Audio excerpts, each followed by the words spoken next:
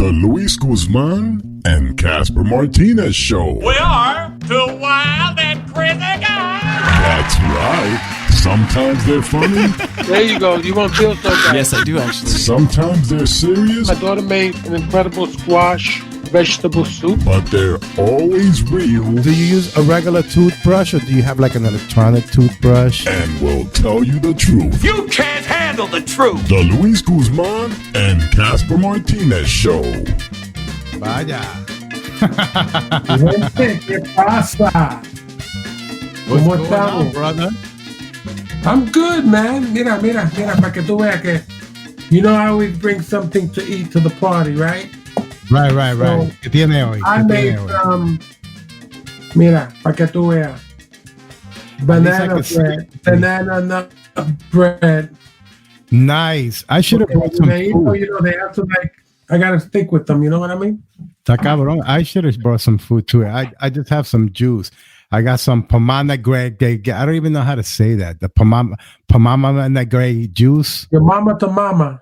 Yeah, something like that. Okay. So what's going on, brother? You got your TV on? Yeah, the TV's on. Yep. Why is the TV on? I'm not watching TV. That's okay. You're not watching TV. I'm not watching TV either. Okay. I just right. walked into the room and it was on, bro. I like the pictures back there. You know. Well, thank you. And I like your lighting. Your lighting makes you look angry. Make you look angry. How about now? Okay, I don't know. I'm not gonna mess with it. That's funny. So, how's the day, bro? What's going on? Everything's cool, man. You know, same old. I'm trying to get on here. All right, great. Now I see it. There you go. What you see? No, I went to the Luis Guzman and Casper Martinez fan page, so I can see. What's up, Lou? So I can saludar a todo el mundo. I see your cousin Cheetos there, Debbie, of course, our Debbie from Anita, LES. Time. Yep, Anita. Anita's actually a friend of Christina's, lives right here in Deltona. And Rocky. You know what? That's right. We are typical Puerto Ricans. Fucking right. ¿Qué más quiere? It's like saludando a todo el mundo. Who showed up early to the party anyway? That's right. We did come in a couple of minutes late, but that's okay. You know, for those of you guys actually listening to the show right now, this is our bazillionth show already. You know, we've done a bunch of shows. We haven't launched the podcast yet, but we wanted to surprise you guys and play around here on Facebook tonight, right, Louis? Yeah, because you know, just hanging out with Casper, it doesn't really like do it for me. So I just really wanted to see who else was out there who would like to participate in some of the fun that we have, you know. Porque te digo, el tipo está un poco, you know, no está grave, pero casi llegando. Damn, you just a hater. Mira, y lo dejé bobo so you guys can see. I know. I'm just sitting here like, why am I even here, bro? You know, yeah, bendito. You know, it's Wednesday, it's hump day. All of us who work from 9 to 5 just get out of work. Forget the hump day. Why not? Forget the hump day. All right, bro. You know, with this whole COVID-19 stuff going on. By the way, before I continue, I just want to send out my blessings to all the medical people, nurses, doctors, medical staff, the cleaning people, the delivery people, you know, the food servers out there, the people that look out for our elders, the teachers, the social workers. That's right. You know, anybody that's like I said, you know, stepping it up and stuff. Thank you all, you know, from myself and from Casper. Yes, absolutely. I do speak for Casper sometimes. Well, thank you, Louis. But absolutely, thank you to all the essential workers out there, all the supermarket people, you know, because people, we still see that argument of people talking about, you know, if you don't want a minimum wage job, get a better job. Those people are now your essential workers, you know.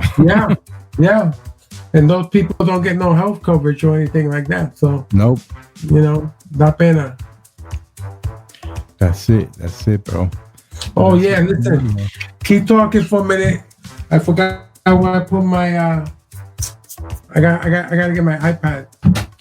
Say a poem or something. Say a poem. Sure. No. I'll talk to the people here. First of all, I want to say what's up to, yes, flight attendants. Saludo a George Urban, Jibaro Torres, our dude.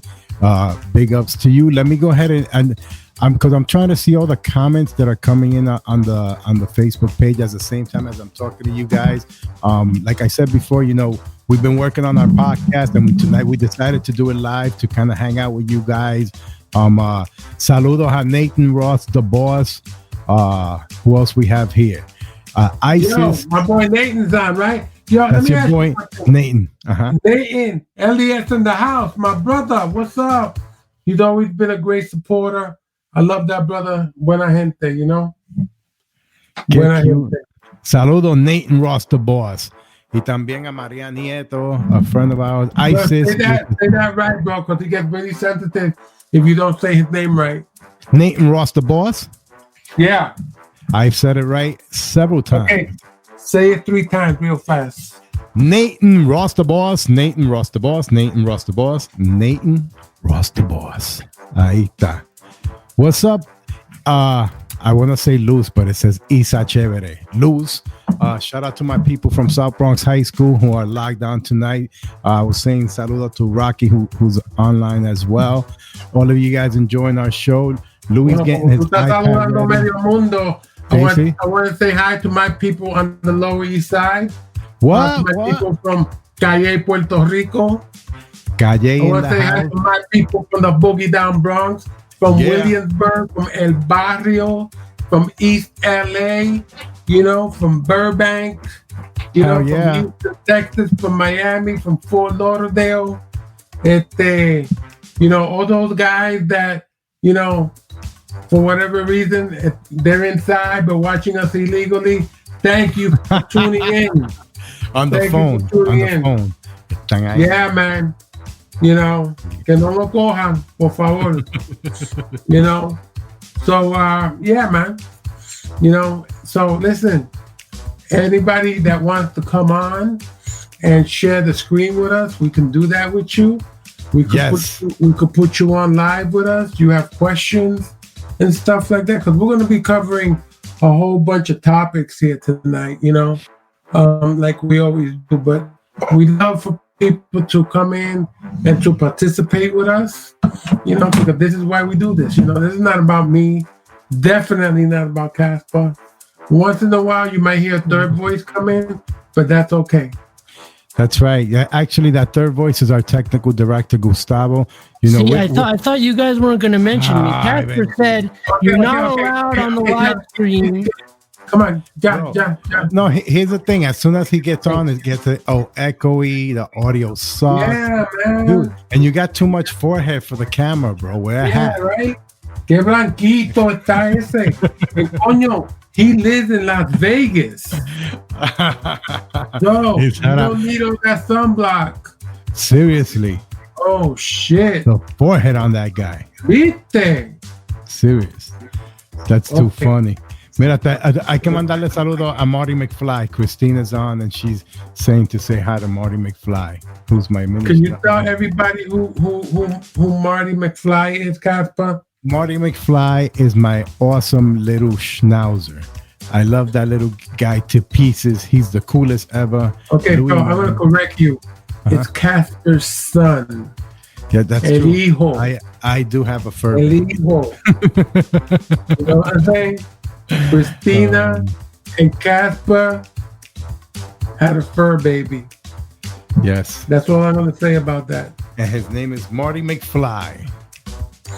Marty McFly. So yeah, that's where we're at. Okay. Yeah. I love it because today, since it's a live show, we could actually mention a bunch of shout outs and also birthdays. Like tonight is shout out and happy birthday to John Leguizamo. My birthday, but we don't have to shout him out. Oh, Leguizamo's birthday's today, so we definitely. Whose birthday is it? Leguizamo. It's John's birthday. Johnny. Absolutely. Come on, bro. John Leguizamo, mi hermano, happy birthday. Thank you for what you are doing with Hispanicides. Thank you for what you have always done. Incredible solo performer. Props. 10 times over. Word. And happy birthday to my brother, my real brother, whose birthday is today as well. He's home recovering. Felicidades a Selena Gomez. También Oscar de la Renta, Danny Glover. A lot of cool birthdays today. Oh, and you know all these people, right? No. It's just part of our show prep that I always email you that we can talk about. Oh, okay. I can't find mine. That's why I said. You kind of screwed me up. You kind of left me out there. I'm going to find it. No, está bien. That's cool, brother. That is cool. Oh, yo, David Mars in the house. Shout out to David Mars. Okay. And then Rocky saying to you, effing Benny Blanco. Come on, pachanga. Yo, you know it beat that way, Blanco right? Is? You know it beat that way. Okay. Coño, Casper. Okay. Yes, sir. All right. Casper, you didn't send me anything, bro. Yes, I did. But I can resend it to you right now because technology rocks, brother. Dale, because I'm in desperate need of some stuff to talk about. We're just warming up, people.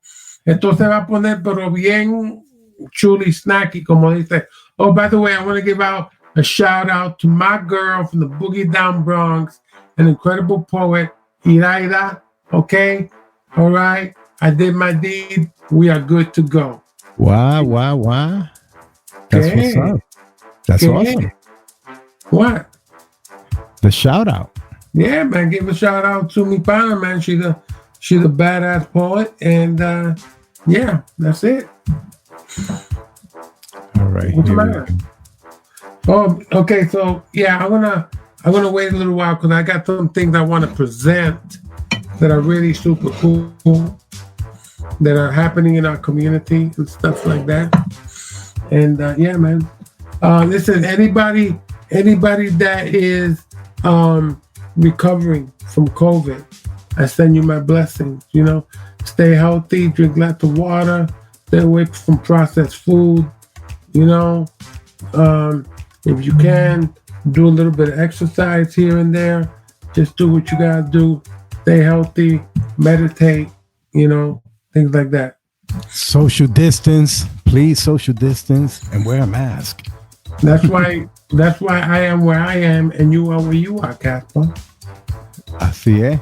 We're tremendously social distancing, and let me tell you, Urban Jibaro is telling me if you're gonna go live on broadcast in your boxes, you should not have a mirror behind you. I'm sorry, these aren't my boxes. I'm in short. Yeah, no, because somebody could slap you outside your head. They got pockets, you know. If they got pockets, they ain't boxers. And then my friend from high school, Luz, is saying that, Luis, I loved you in Cold Black. I love that show too. That was one of my favorite shows, man. I used to watch that show. Really yeah, and shout out to all the nurses, to all the trauma nurses, any kind of nurse. Nurses rock. They run the hospitals. Man, I learned so much. I learned so much from them. And I was just so freaking honored to be playing one. You know, I would love to play one every day for the rest of my life, actually. Awesome. I want to play nerds. Because I want to say some crazy stuff. Because in those shows, you guys got to remember a bunch of crazy lines about, you know, STT, they stat this and 7 milligrams of stat. I don't know. Bro. You know how I got through that? You want to know how I got through that? How? I got this. Dame eso, avanza, coño. Mira. Spatula también. Tíramelo acá. Spatula. You know? That's how we did it, man. That's how we did it. Listen, Aggie from Texas is asking, Luis, how was it being in Shameless? Being able to play with man, let me tell you, man. Working on Shameless was really awesome. You know, John Wells had a great team. There's a great crew of people that worked there. I got to work mainly with my boy, my buddy, my friend, William H. Macy. And I was honored to work on it. It's a great show. It's a great premise, and representing. You know how we roll. Oh yeah, no. In this house, me and Christina are huge fans. Even before you got on the show, we've been watching Shameless since day one. I put her onto it. I was like, honey, you have to watch this crazy white trash family from Chicago, and then how all the characters start evolving, and you start rooting for all of them for different reasons. You know, Carl. You know, the redhead sister. I forgot her name. But how you gonna tell me you've been watching the show all this time? You gonna because there's about 7 or 8 of these. You know, there's Liam. Who else we have on the show? Go ahead and give me the name. If you guys are on right now, put some of the names so I could read them because I know there's Liam, there's Carl. Yeah, don't ask me because hablando mierda, and you were on the show. No, what are you talking about? I got all the answers. I want other people. You know why? I want people to benefit from what we're doing, and we are talking about involving people, active participation. So if I give the answers, then everybody goes, no, man, he's a cheater. Chance. That's a real word, chance. Sí, un chance. Aggie saying that, OMG, he was, and something about hysterical. Let me see here. Debbie's the little sister. Thank you, Fiona. See, thanks to my girlfriend hooking me up with everybody. Liam, Carl, Fiona, Debbie, Ian. Liam, Carl, Fiona, Debbie, Ian. Okay, Lip.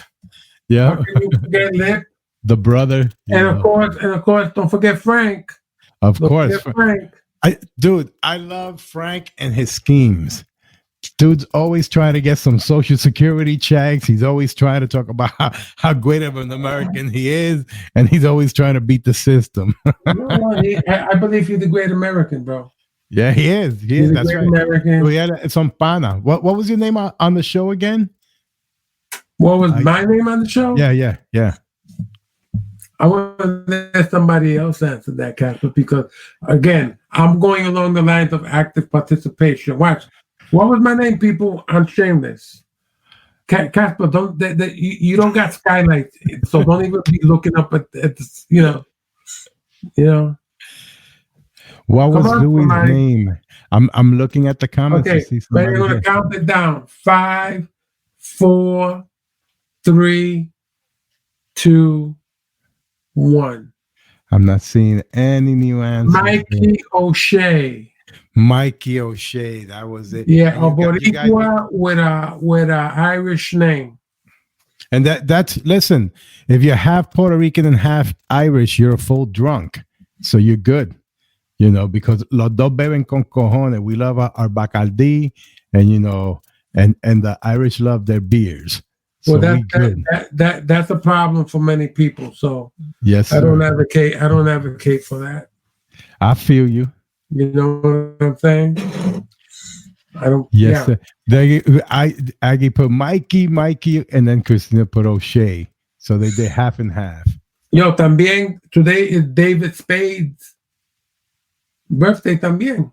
Yes, sir. Yeah, David man. Spade. I like David Spade. He has a new David show on Spade, Netflix. David Spade and Adam Sandler and myself. Oh no, it was me and David Spade. We had a threesome on a movie. Ah, okay. What movie was that? I'm not going to tell you what movie was that. You're supposed to know these things. You say you know me so well. You know? I'm going to Google Luis Guzman, David Spade threesome. Let me see how it... mira con quién sale. Gustavo, you know the answer. You can give us the answer. I'm saying The Do-Over. Is that correct? Yes. Ya tú sabes. See, I respect Luis Guzman as an artist, as a gentleman. Thank you. Bro, just for that, Gustavo, you're getting a half alcapurria that I have. Un poquito fría, pero te la voy a enviar. I'll take it, man. I'll take it. All right. Thank you. Nice. All right. That was a nice one. The do-over. Viste. Nathan Ross, the boss, says Boogie Nights. No, there was no three. You had a threesome and Boogie Nights? No, you didn't. I just saw Boogie Nights the other day.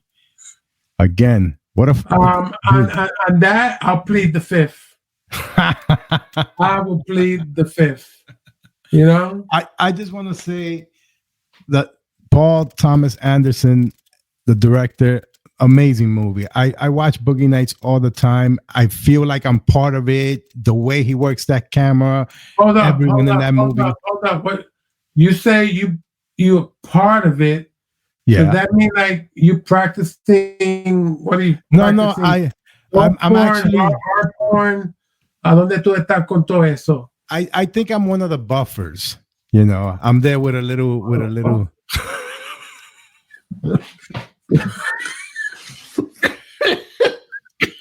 That's messed up. Yo, out of all the parts in the movie, I'm the buffer. Yeah. Look, I don't mean this in a bad way, Casper, but like, I just feel Sangano went to the next level on that one. I feel you. What would you think? I'm playing John C. Reilly or Philip Seymour Thomas. Philip Seymour Hoffman. You know what? I actually would think you would be that Philip Seymour Hoffman character, because you got that swing like that. I don't know if Christina has told you or not, but yeah, I think yeah. I like that. I'll take that as a compliment. I feel like it's an insult, but I'm taking it as a compliment. So, okay, I'm so happy for you. I really am. I'm glad you understood that. Well, you know, so mira, I want to show you people something. I don't care. Here, ready? Sure. So mira, so this right here, you see? You see that? What does it say, Casper?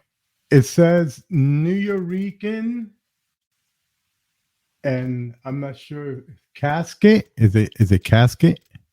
Oh, Nuyorican basket. Oh my God, Nuyorican basket, 1979. What's up with that? It's about the Puerto Rican basketball team back in '79 when they went to the Pan Am Games, and they made it. They kicked everybody's ass. You know, they played incredible, and they lost in the final to the U.S. team because they showed up loaded with all these NBA players or future NBA players. But it's a great story.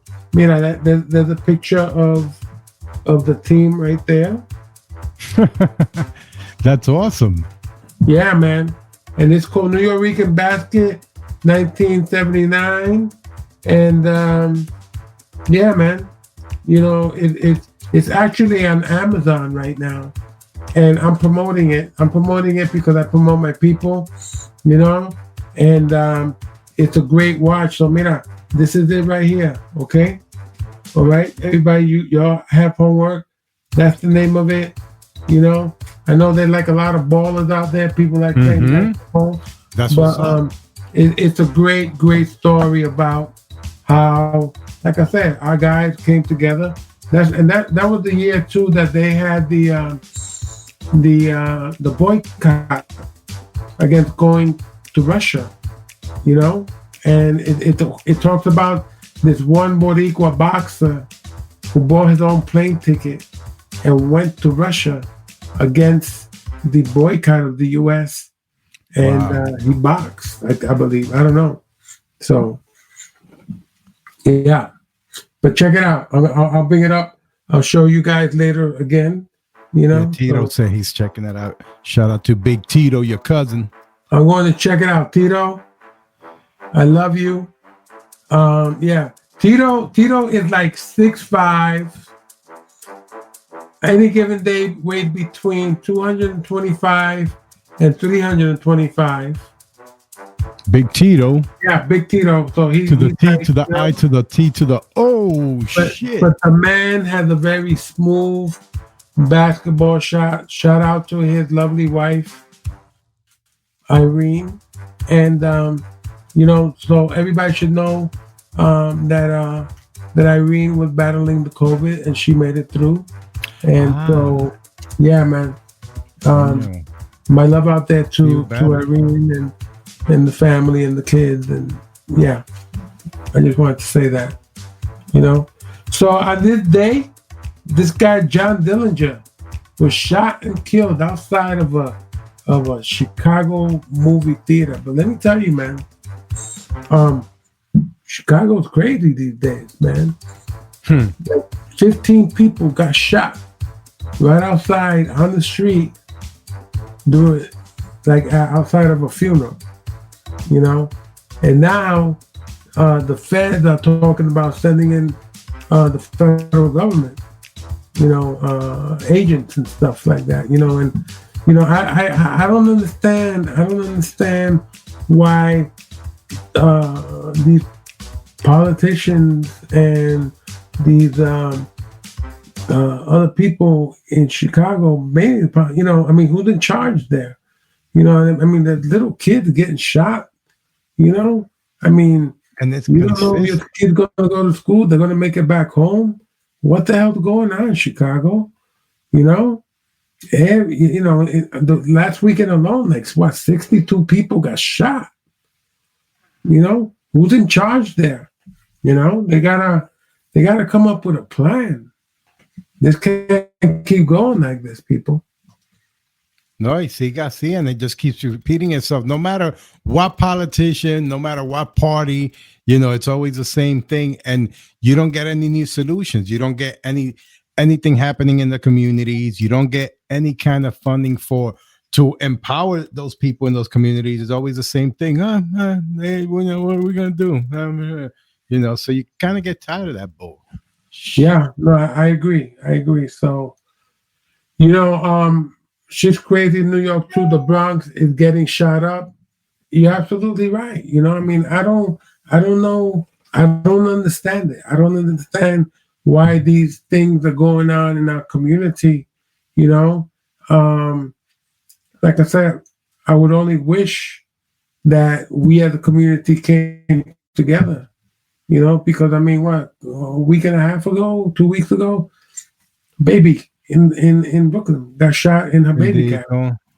You know, a 1-year-old baby, yeah. And it's like, that's heartbreaking.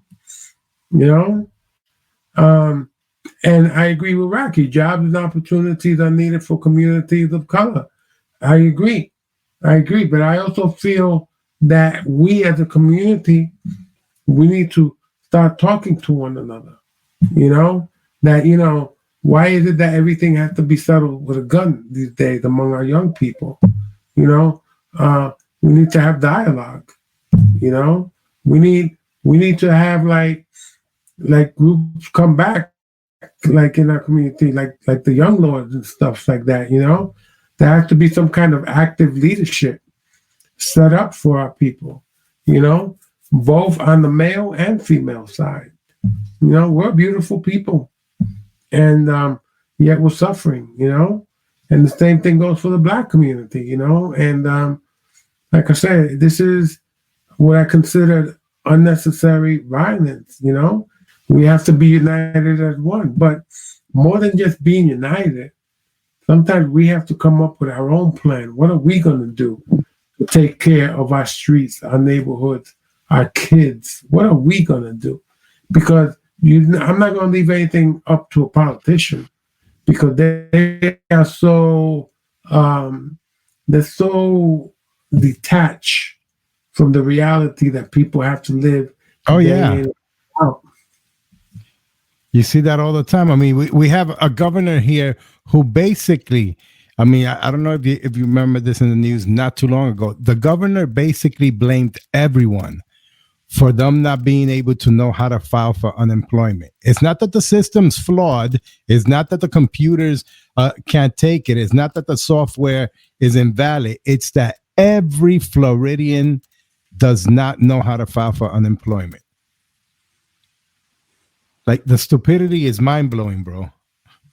Yeah, well, like I said, it just shows how detached these politicians are, you know, and it's shameful. It's really, really shameful, you know. So listen, I'm going to keep moving on here. Yeah, let's do it. Okay.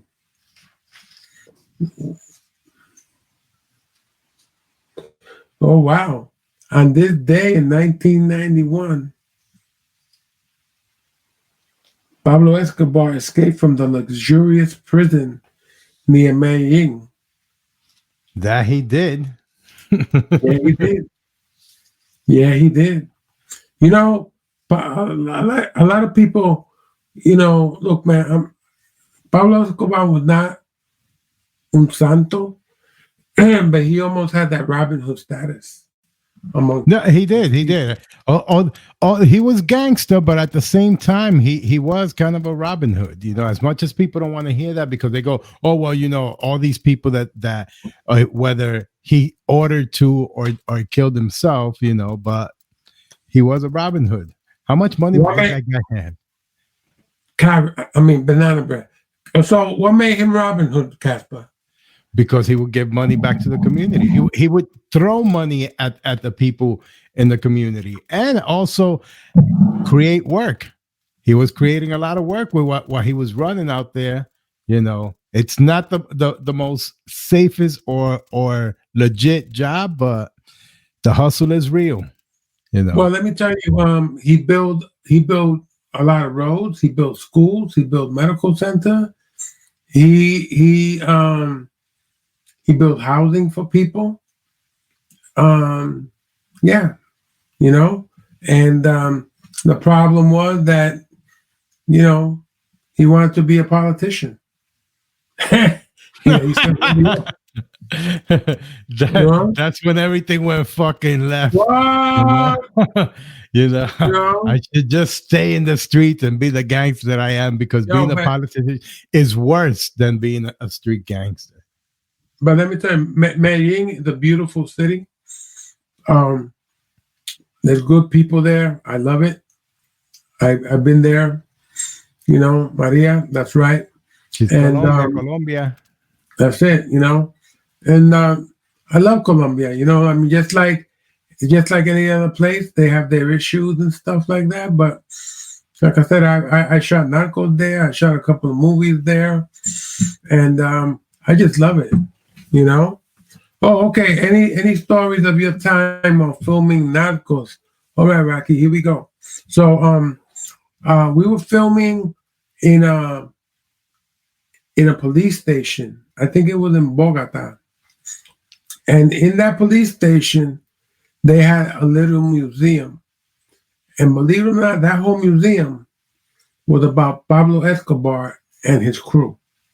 Really? They had a museum in Bogota of Pablo Escobar. In the police station of weapons. That's kind of cool, though. I got to hold the weapon that Gotcha, the guy that I played. And it was a gold-plated gun. Beautiful. You know? It had all his name etched in it, all these beautiful designs, you know, and these guys were locked and loaded and ready to go. Yeah. They had a museum dedicated to Pablo and his crew. That shit was amazing. So that's, you know, and actually we filmed in some of the actual places. Okay. Too.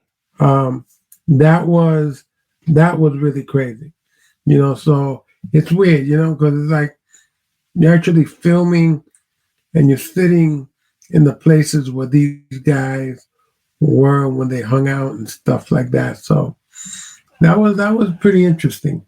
Now, mind you, when I was in Colombia filming Narcos and people, what are you doing here? I go, I don't know. De vacación. I don't know. Viene Rubén Blades doing a concert. Calle 13. I flew down for that. I would never talk about what I was doing. Uh-huh. because I was told not to. Ah. Yeah. You better. I'm not like you, Casper, bochinchero and shit. Don't be hating, bro. I get a call from you. Or I get a package and it's like, what the fuck is Casper? What's your pinky doing in this envelope? You know, no, man. No. That's funny. Always busting my balls. But yeah, Pablo Escobar. And I'm drinking. Luis, I know you're really spiritual and stuff. When you were holding that gun, when you were in those places, did you feel like the essence and the ghosts of those people and those characters? All right, I'm going back. I didn't know that fuck we're doing ghost hunters now, but I just want to no, good. That's a good question, Gustav. Was fair. That's fair. I didn't really think about it. I mean, it was a little eerie, Right. But like I said, my mind at the moment wasn't thinking about that. I did shoot a movie of the week back in like 90, 91. And we were shooting in Statesville Prison right outside of Chicago. And that prison, they call it the Terror Dome because it's round. And they also have death row in that prison. And so the day that we went, we were shooting in death row, and we were also shooting in the place where they did the executions. And the executions were done by electric chair. And it's like this chair, and it's up on this little stage, and it's a little room and it looks like you're in a small theater with that chair. That chair, that's the only thing you see on the stage is that chair. And so we're filming, and it's the actual chair. So we're filming there, and one of the guys said, yo, sit in the chair. Sit in the chair, take your picture. So if people start sitting in the chair, they're getting the picture taken. They go, Lou, sit in the chair, take your picture. I say, Papa, I'm not sitting in that chair. People have died in that chair, and that smell that we're smelling? Those are the smell of dead people that were fried. I wouldn't sit on that. Oh, hell no. Hell no. So, that's my story. Now, the chair that I should have sat on was when Ray Negron showed a Lou Gehrig chair at Yankee Stadium. Remember what that day that Ray took us throughout Yankee Stadium and showed us where Lou Gehrig used to hang out, and it was his actual chair and locker room space. That was cool. Just to sit there and be like, yeah, I'm a Yankee. Did you feel anything when you sat there, Casper? Balls. I felt balls. I was sitting on my... That's it? That's it. Okay. For a guy that doesn't even fucking play baseball or know anything about baseball, you go, boy. Hey, I live 3 blocks away from Yankee Stadium, and my last name is Martinez. How many baseball players named Martinez? I don't care. I know nothing about it. A lot. And Louis right. I really don't know a damn thing about baseball, people. I just know my friend Ray Negron and that he's taking me through the $2 tour of Yankee Stadium, or at least the old Yankee Stadium. Yeah, man. Because the new Yankee Stadium, been there too, but it's not the same. So, Casper, I got to ask you a question. Sure. Do you have any kind, this is a difficult question, but I'm going to ask you. Sure. Okay? Do you have any kind of superhuman strength? I shit a lot. More than regular people. I just take a lot of craps. That's my superhuman power, bro. Bro. That's a disability, Casper. No, bro. You know how much strength you need for a superhuman strength, bro. Not disability, strength. Okay, the big difference. DeAndre. No, bro. I don't have any superpowers. What about you? I have a superpower. Here comes Gustavo. Yeah, your superpower is your forehead, bro. Oh, man. Papi, what? Go ahead. I want to hear it. Well, I work harder than anyone else I know. How about that? That's my super strength. That's it. I'm going back. What's your super strength? Oh, you really want to know, bro? I want to know. I want to know what Louis Guzman's super strength. My superhuman strength is I can figure any shit out. How is that a super strength? Bro, it's a strength because if people, you start to do something and you can't figure it out and you say, oh, fuck it, I'm not going to do this shit. Or I'm going to call so-and-so and they'll come over and nah, man. I look at it. I might not be able to figure it out right there in that moment. I could figure it out 3 days later, but that's a strength, bro. I figured that shit out. You know, whether it's working with my equipment, whether it's putting something up, whether it's taking something apart and putting it back, that's a superhuman strength, bro. Okay? All right? I'm not a quitter. That's what I'm trying to tell you. I can outblunt you. That's a super strength. Yo me puedo meter 3 blunt más que tú. You know what, Casper? More power to you. More power to you. I'm really happy that you have that ability. That's good. That's good. Está cabrón. Está cabrón. I want to say what's up to a couple of people that have been joining us. Stefan, what's up, brother? My brother from Miami, Stefan Tenreiro. He put LMAO because he's laughing his ass off. You get it? He's laughing his ass off. Oh, what's it there? In my long ass career, Jose, what character am I most proud of? You notice I got asked that question, Casper, so it's going to be a minute. Dude, that was 5 minutes in Law and Order. That's it. That's what I did. Okay, this is really important. I love my role in a movie that I did called Q&A that was directed by Sidney Lumet. I played Detective Valentin. I love my role as Pachanga. I love my role as Steve Rodriguez in Boogie Nights. What was that, Casper? In Ghost? I like my role in Traffic, The Limey, Magnolia, Punch Drunk Love. The Limey was a cool movie. The Count of Monte Cristo. The first Boricua in that movie. Anger Management. I love my role in How to Make It in America. Love my role in Cold Black, of course. Perpetual Grace. Yeah, I might have missed one or two, but I had some really great roles, so I don't really have one because I've been blessed with so many. Okay, Casper, your turn. Mira, George says, who would each of you have play you in a movie about your life? Okay, Casper, who would you have play? Who could play me? I want to tell you who, but I want to hear.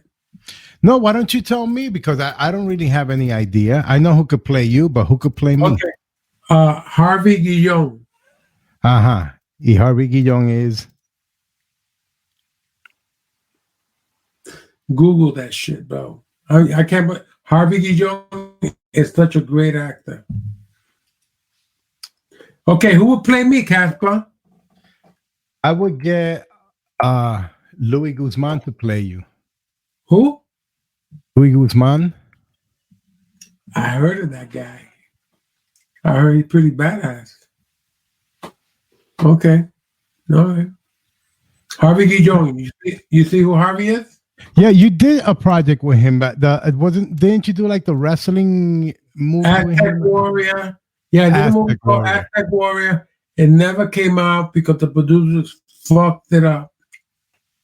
But I remember that project, and I remember seeing pictures of you with him. But yeah, Harvey will play you. That's true. Damn. You know, the thing is that Rick Aviles and you have look alike. But who could play you? You know who could play you? And I remember this because you called me one time and you told me you wanted to sue them.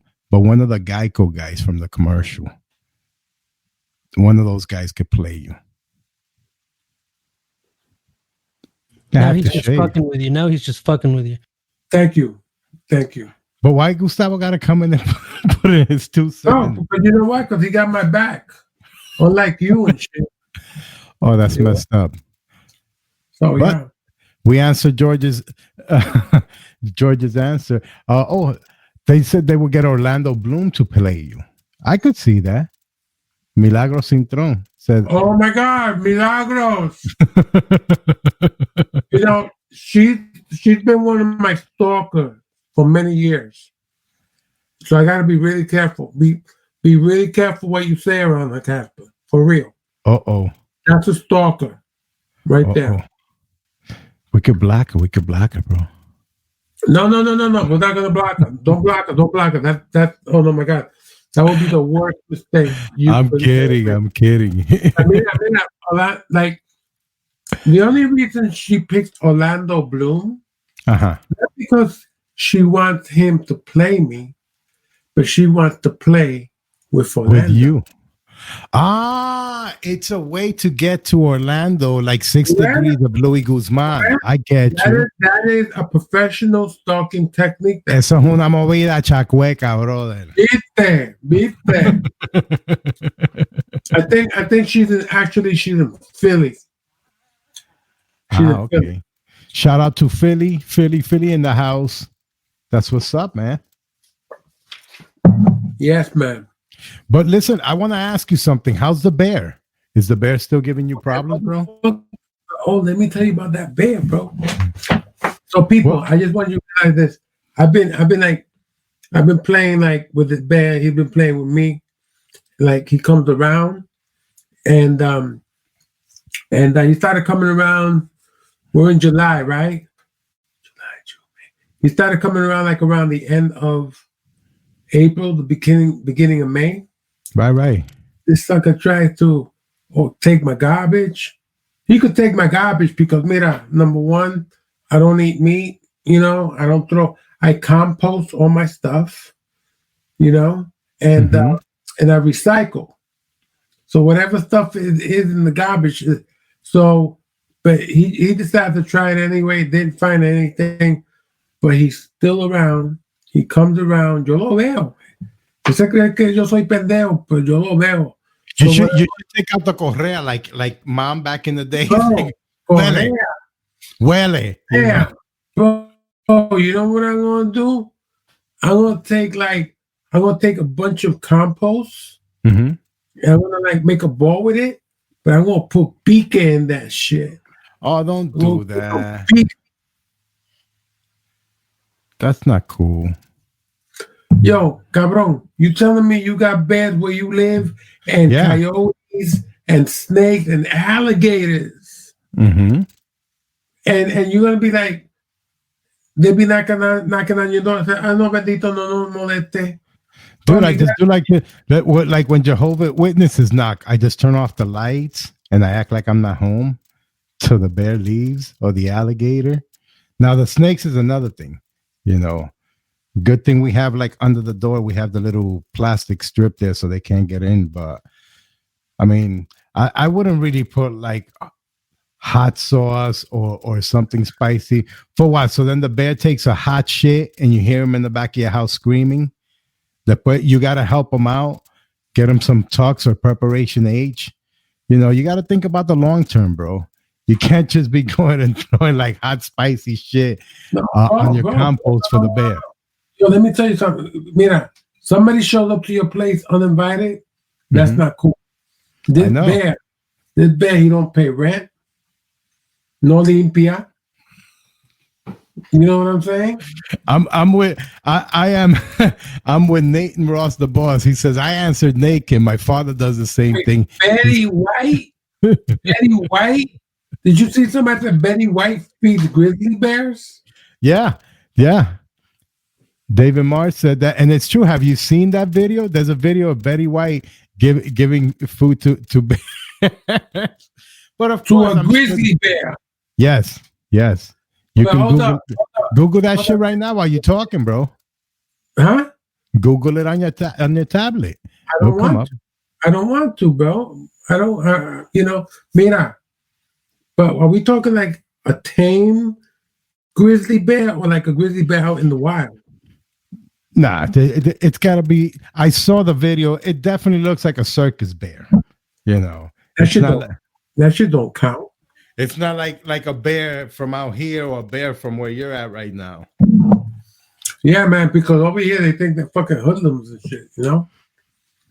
And you haven't had a sit down with him yet. You haven't like broken down into like, your dude, you know, I need my space. You're kind of like, you know. Oh no, I listen, I go out there and I face the woods and they're gonna eat your food and sleep in your bed. First of all, bed. And I'm gonna sleep in my bed. Then I'm gonna eat my food. You see what I'm saying, bro? The type of stuff that Milagros woman keep, I don't. So, all right. So let's say you're gonna do what you want to do. Go ahead. You say you're gonna do something to the compost. What are you gonna do? Add some spice. I'm gonna put some pica in that. I won't put cayenne peppers, whatever. And listen, I just think it's a fair warning. It's better than going out there and shooting it. That's true. You know what I'm saying? I'd rather somebody give me some freaking pique in my asopao than shoot me. Because I'm never going back to that fucking restaurant again. That bear's that bear be like, yo, este cabrón, all those movies you've been in, and this is the shit that you throw out, bro. That's funny. Yeah. What? But I seeing it from that perspective, I agree with you. I'd rather give it some hot spices than try to shoot it. So I feel you. Maybe he won't like the menu and he'll move over to the next house. Yeah, actually, it's good for the digestive system. It's something to learn by. It's okay. Okay. Yeah. I feel you. Yeah. Yeah, and David's saying that he says that it's a circus bear that was retired. Of course, they weren't gonna put Betty White with a bear that's not trained. We wouldn't be seeing Betty White anymore. Yo, let me ask you something. Do you have something from somebody that you borrowed and you never gave back? I used to do that a lot. Not anymore, but back in the days, I used to borrow money and not pay it back. I used to borrow clothes from my friend, be like, yo, I like that shirt. Yeah, let me, because your boy will hook you up and let you borrow his shirt, but I would conveniently forget to return it, So they look good on you, right? Yeah. Hey, I look and move. So I was like, hey, bro, I like this shirt. And then, of course, shout out to my buddy Jose Aguirre, because it was usually Jose and I in high school that used to borrow each other's stuff, But I've done that. Have you done that? Hell yeah, bro. Bro, I don't have them here. I have a pair of winter gloves that I borrowed from a friend of mine like in 1980. I still have the gloves, bro. Diantre. I still have the gloves. And they're in good shape too, and they keep me warm in the winter. But have they ever asked for them back? I don't think he ever knew that I had them. Ah, okay. I feel you. It was just like, los cogí y como él no se dio de cuenta.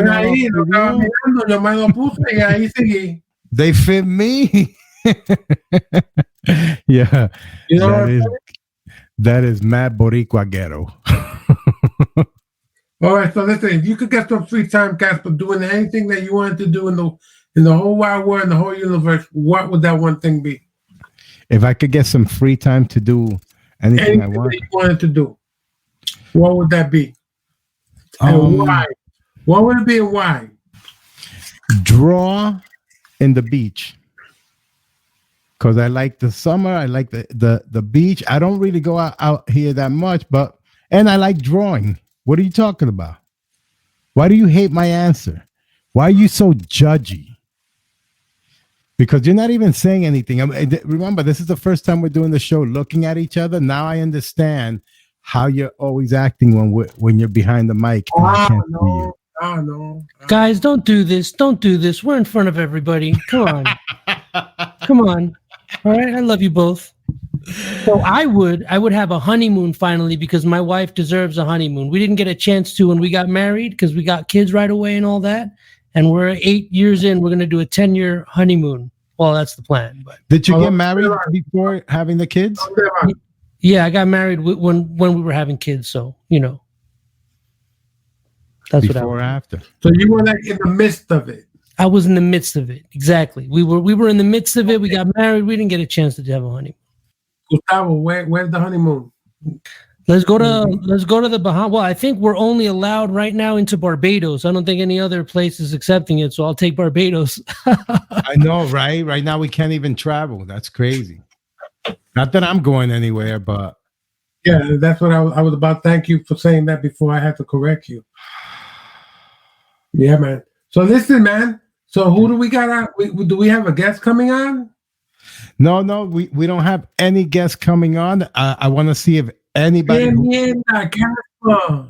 Nobody's. I thought you knew so many people. I know. Ah, that I knew, but I didn't know, and that's what I knew. Oh shit! Is there anybody that would like to come on live with us? Because we can do that. I was just gonna suggest that any of you guys there on the Facebook page, if you look and you see that StreamYard browser based live studio, you could click on that link. If you got your camera and you're home on your computer, join the show with us. Gustavo will put you right in with us. You can talk to us directly. We're gonna keep talking crap while you guys figure out which one of you wants to be our first victim. I really like your lighting because I'm extremely bright and then you're extremely dark. You look like you're hiding in the corner reading by the candlelight. No problem. We got one. I tried texting you, Casper, but you're not looking at your texts. I'm sorry, Papito. We got Urban Jibaro. Here we go. Oh, cool. Urban Jibaro. What's happening, brother? ¿Qué pasa, bendición? Oh, brother. I'm here with Uncle Louie and Cousin Casper. What's up?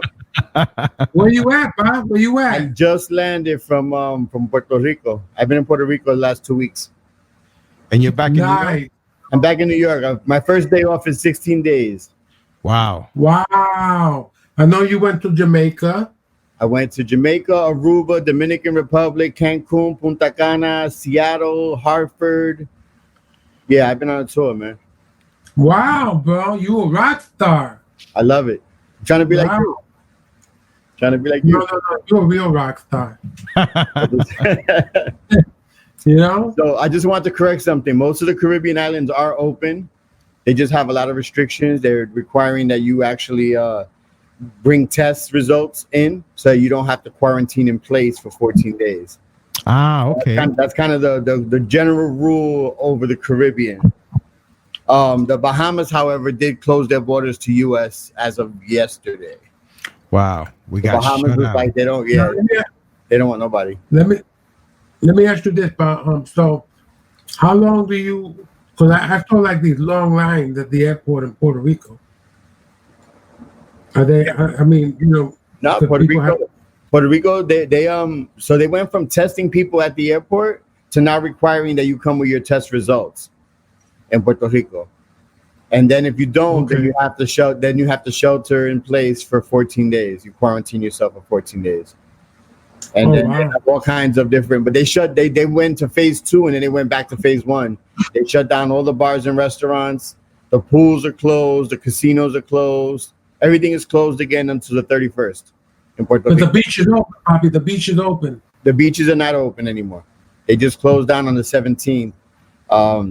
And you could go to the beach if you're a local resident and you're exercising. You can go to the beach, but there's no water. There's no setting up towels and umbrellas. There's no medalla drinking. There's none of that. Okay, but if you're working out and you take a dip and you come out, you're okay. Depende si está policía y si está la jara. Si está la jara, no se puede. And you have to be a local. Yeah, it's for residents. They tourists. They're actually trying to calm them down, because the reason why they're blaming a lot of it on the tourism. They're saying that the people from outside don't want to wear masks and stuff like that. The people on the island are very compliant, but the people from outside are using it like, oh, I'm out on the beach, I'm good, whatever. Yeah. They come from New York, from Florida. Florida is right now the peak of all this. So there's a lot of Boricuas here who keep going to Puerto Rico and back and forth. So that's inquieto. So there's a website right now. Go to canigotopuertorico.com, and all the information that you need about going to Puerto Rico is on that website right now. By the way, George. Yeah. You look beautiful. You look healthy. You look great. Sí, se bañó. That's why I don't want to wear the mask, man. I look this good, and I gotta wear a mask all the time. Oh, they see my eyes. No, you look great, bro. You No, look thank great. you, brother. Thank you. You know, You I have to can't stop. say the same for Casper, but you look great. I'm really happy to be here with you guys. I'm really happy to be working with you guys on this podcast. Like it's. Did you see the website? Oh, I put it up. Yeah. Check it out. Can I go to PuertoRico.com? Yeah, I put it up on the Facebook page. Like, cabrón, you click into it and it's like, don't come. I like Mike. It says, "Can you quarantine with chicharrón de pollo?" Yeah. Yes, you can. Hell yeah, man. Hell What you yeah. have to do is you have to support some of the small restaurants by using Uber Eats or whatever different delivery service. Places are open. Everything's open. There's no alcohol served after 7 o'clock in any restaurant. And you can't even go to CVS and buy beer after 7. They got Sunday rules in effect. So after 7 o'clock, no beer, no alcohol sold anywhere. So that's good. People are detoxing. Yeah, but you know, places like Alambique are open. Places like Lote 23 and Santurce are open. Raíces. Was that? Guabate. Guavate I didn't go to. I went to Raíces and I went to Cayo Marisco, right behind the Old San Juan Hotel. Those places were all open. I sat down and they just like they limited to like 50% of capacity.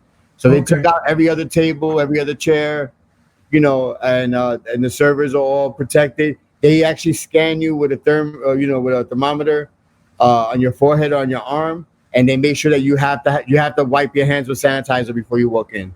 So they're taking it seriously. The businesses are serious. Yesterday, I went to the dentist.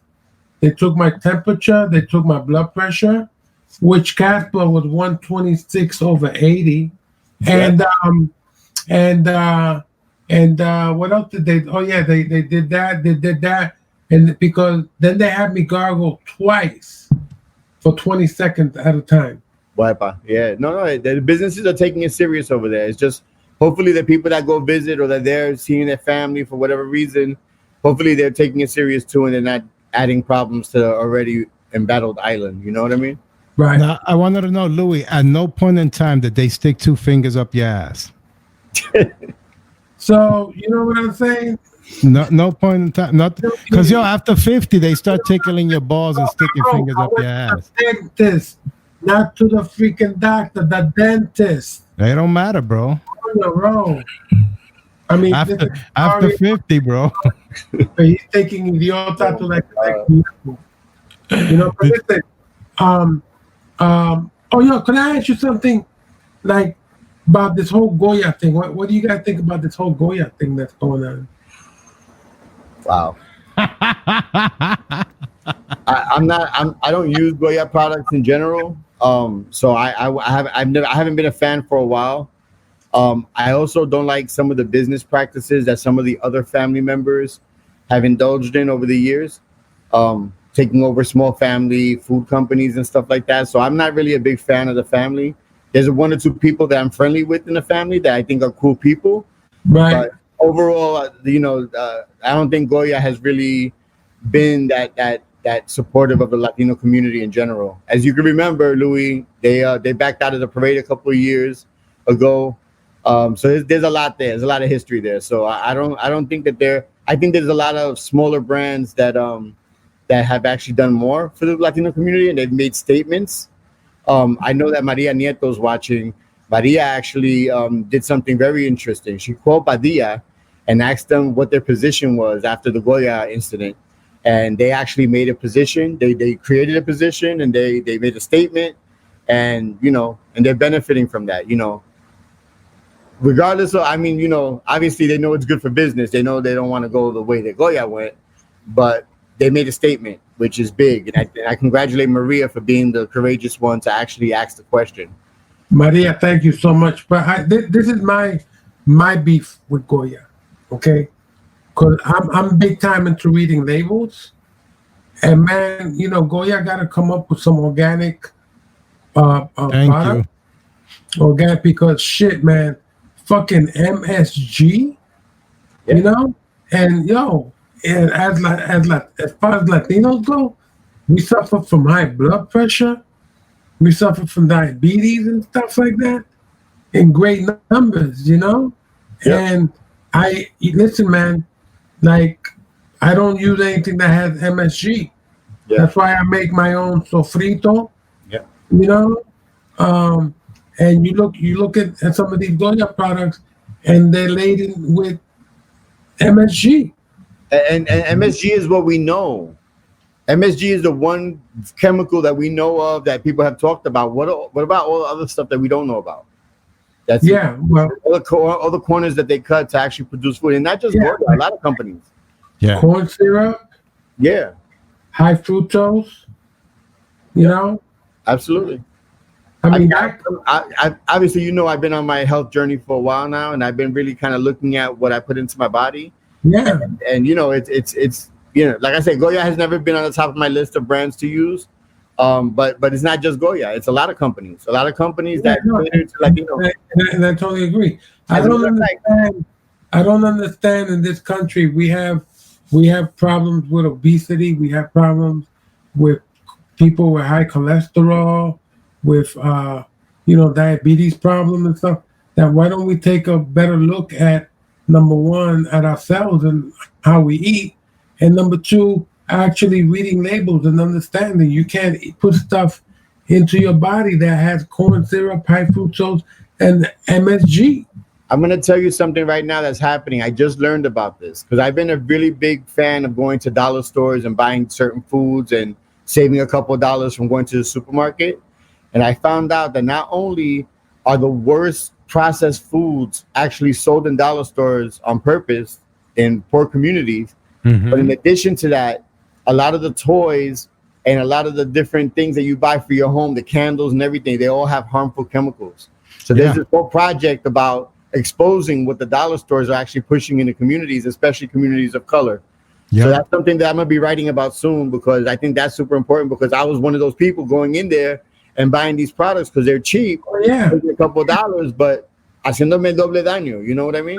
I believe it. Especially the vegetables too in those dollar stores, man. High sodium, very high sodium. Yeah, no, it's not fresh food. Honestly, I don't know anybody who buys vegetables at the dollar store. Well, they have frozen vegetables and they have canned. I buy the plastic cheese because that at the dollar store that the cheese they sell, it's like a sheet to put on your table to filter your cup, because it's not even cheese, it's plastic.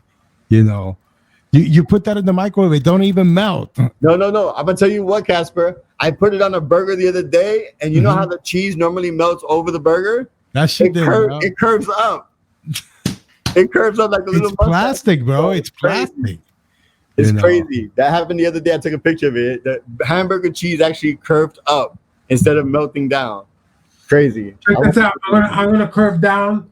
This is for you. Mira. Yeah, vaya. Oh, Louis feeling himself. Okay. I want to congratulate you guys on the podcast. It's a pleasure working with you guys on this. I'm looking forward to everything that comes after this. All right. So you guys have a good show. And Papi, stay safe. Absolutely. Stay healthy. Stay beautiful, because you are.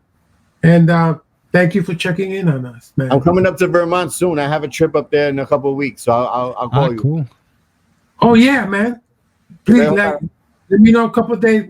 Just don't come in on that freaking midnight flight. I'm not gonna do what I did to you in LA. Don't worry about it. I'm not gonna call you at midnight and be like, Louis, I need a place to stay. No, no, but I definitely will. I definitely will let you know a couple of days ahead of time, so we can have lunch or whatever. Pero gracias, hermano. Thank you. Love you guys. Later, George. Love you, brother. Then Gustavo cut him off when he said bendición. He didn't even get to say bendición. That's not cool, man. That's not cool. Gustavo's on some. You know what I mean? Yeah, Rocky says the dollar stores are only good for paper products and paper towels. It's so true. That's the only thing good at the dollar stores, because even the crayons for the kids are not healthy. They have lead on them. It's like George was saying, anything at the dollar store, it's really not good for you, and they're in the worst neighborhoods. And here in mira, in Deltona, how many dollar stores do we have here, Rocky? More than McDonald's and Subways combined. We have dollar stores everywhere up in here. And you know what sucks? The majority of that stuff is made in China. Yeah. You know, there's no quality control. There's no health control. You know, I think I got to go back to making some things here.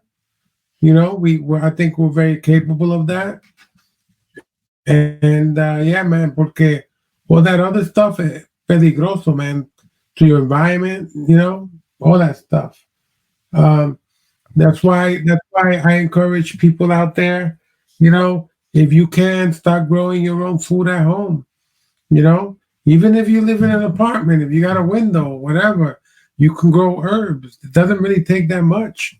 You know, you just got to be willing to take the time to learn about this stuff. And you know what? It's not all difficult.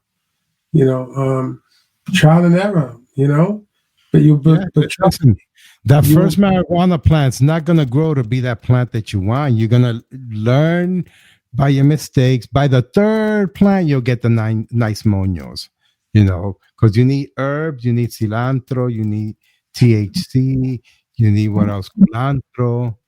What else we can grow? Mushrooms. You can grow tomatoes. You can grow lettuce at home. Cilantro. You could grow oregano. Yeah. You can grow THC. Mushrooms are easy. Well, hablando de eso, ask Gustavo. He knows about growing plants, right? Right, Gustavo? Yeah. We started a commercial grow company in Oklahoma, and we are working on the greenhouse next. So slowly but surely, it's an uphill battle. You know, you need to name some of those buds after me or Louis. I was talking about that. No, don't name shit after me. No. We can have a strain with your, do a little, what do you call it, endorsement deal. Yeah, no. Listen, you're going to name stuff after Casper. It's going to be shit like Chinero, Chancletazón, tú sabes, Hueso. I'm thinking. Well, what names would I look for a strain? You know, this is Albondiga strain. Albondiga strain. Espagueti. Pasteles. Yeah. I got a question I want to ask you. Sure. Okay. What is that thing that you done once that you will never ever do again? Well, it was a long time ago. It was a very long time ago. But I made the mistake of, when I was young, ecstasy was the big thing, and I combined ecstasy and LSD, and I lost my mind. And I will never do that again. I understand you now. Ever again. I understand you. Now I understand who you are. Yeah. Like, what do you remember that you won't do it again? Well, I remember, so I was sitting in a group of friends, right? And all of a sudden, everyone around me turned into demons. And then I just got real scared, and I stood up and I walked and I walked and I walked. And I realized that I was surrounded by the wrong people, and I needed to change my surroundings. You know what I mean? It was a thing where I was around a lot of negativity at that stage of my life. I was 18 years old, and it actually helped me, because I started letting go of those old contacts and all that stuff from the hood and stuff when I was growing up. And, it changed me, and I'm never doing that again, ever. Yeah. Okay. I think he's still on it. No. Damn near 40. Casper, what is that thing that you've done once that you'll never do again?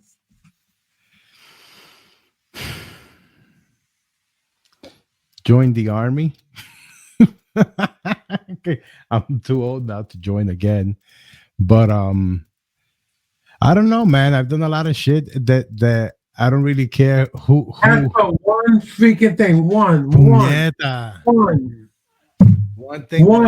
that I've done that I'll never do again. That one thing that you've done once the thing that you just done once. that you'll Eat never liver. do. Eat liver. I hate how that shit tastes. It's like eating sand. I tried it once and I will never eat it again. The same thing as what's that shit that looks like nut sacks that you people like to make it into escabeche or some shit. It looks like, what is it, chicken gizzard? Some shit like gizzard, that. yeah. Gizzard. Or morcillas. That shit is nasty. Okay. I'm sorry, you have no culture. No, I have culture. I'm just not eating somebody's intestine and blood pudding or whatever the fuck they call that shit. Okay, good. So the thing What that about you? Hello? The thing that I've done once that I'll never do again, I used to play in between the trains, the subways in New York. We used to get cocky. And we would like put up our feet. So what happened was, I forgot, but one time I'm standing, I got both my legs, and I forgot the train was coming into West 4th Street, and it changed tracks. And the thing went like that, and both my legs went, and I had to hold on, otherwise I would have fell. And we're not having this conversation. So I did that once, never did that shit again. Learn my lesson. Boom. I feel you. Yeah, because back in the days, we did a lot of that. The train hopping, and also kids in the projects jumping on the elevators. You know, I don't know if you remember that fad. Yeah, bro. I know a couple people died from that. Man. Doing those stupid stunts. Yeah, man. Yeah, elevator surfing. Yeah, Nathan Ross, the boss, said elevators. He said elevator surfing. He knows. We grew up together. Hell yeah. You know? Yo, Nathan, you want to come on live? Come on with us, brother. The link is right there. Hit it up. And say what's up. Anybody. I'm putting the link there. Oh, man. He said, my boy got cut in half in front of me. I feel you. Oh, fuck. Nah, bro. You know? For That real. Cray.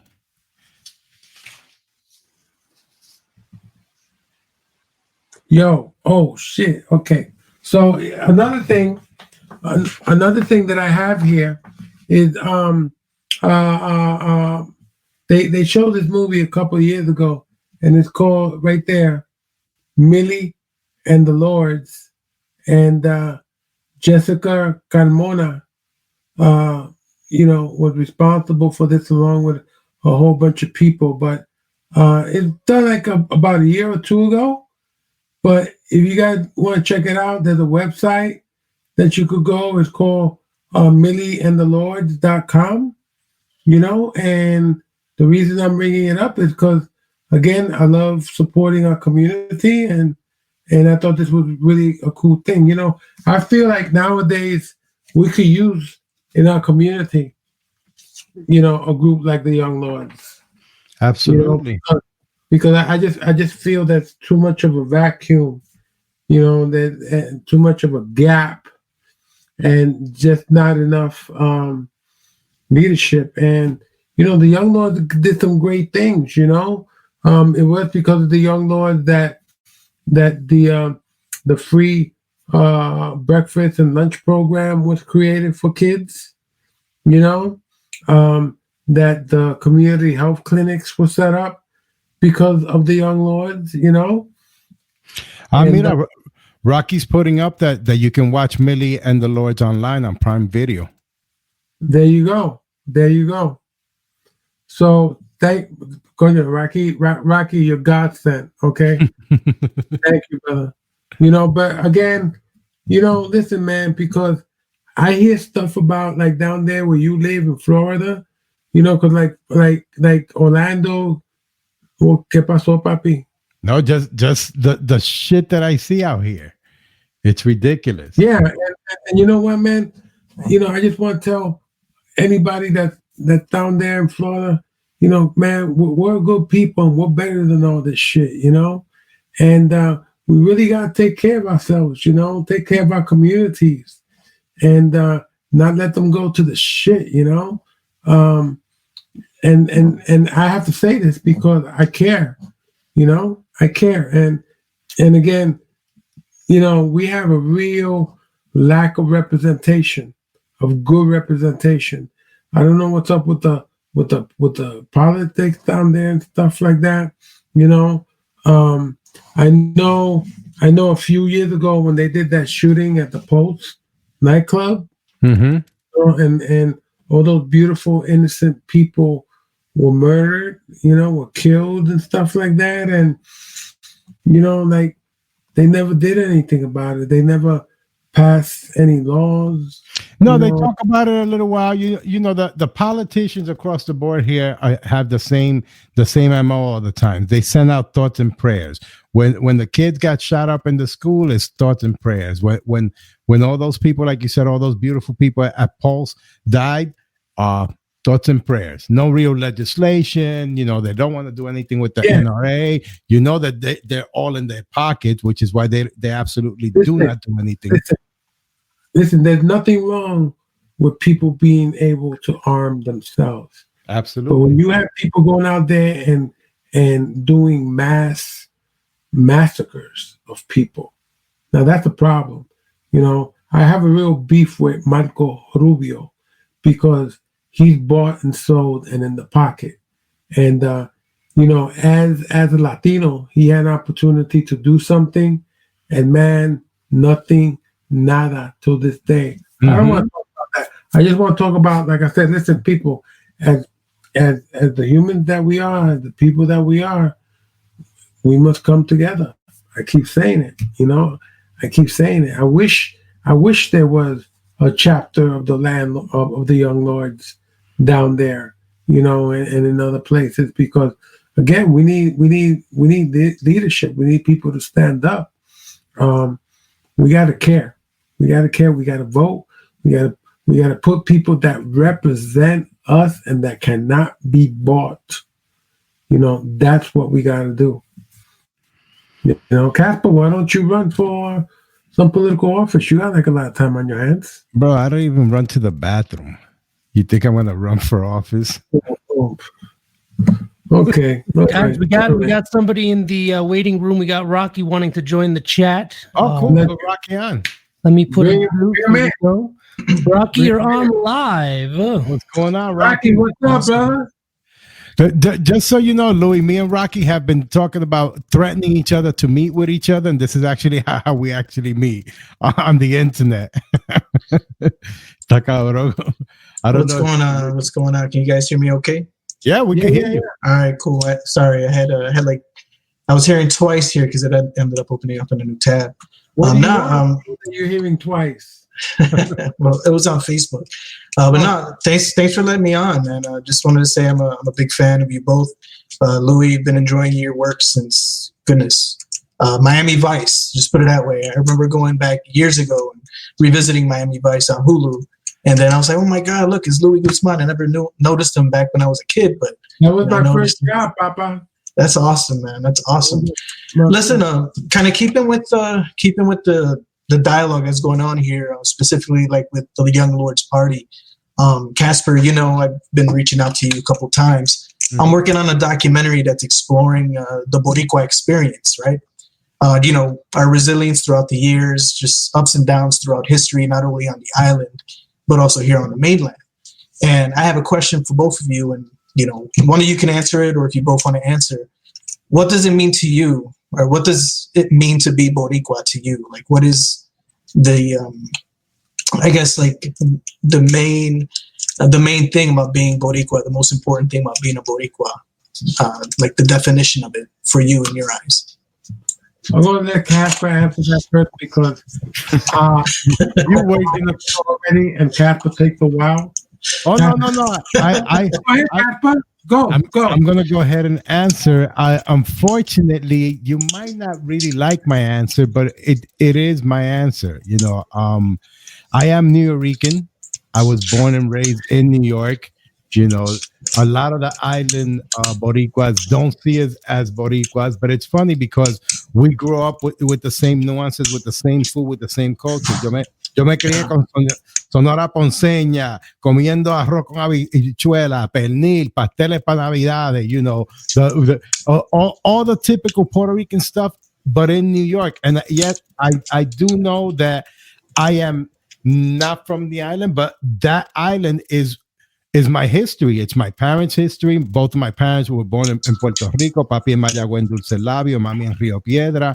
You know, que nací y me crié en el sur del Bronx. It just means that I was born and raised in the biggest town of Puerto Rico, the South Bronx. Okay, thank you, Casper.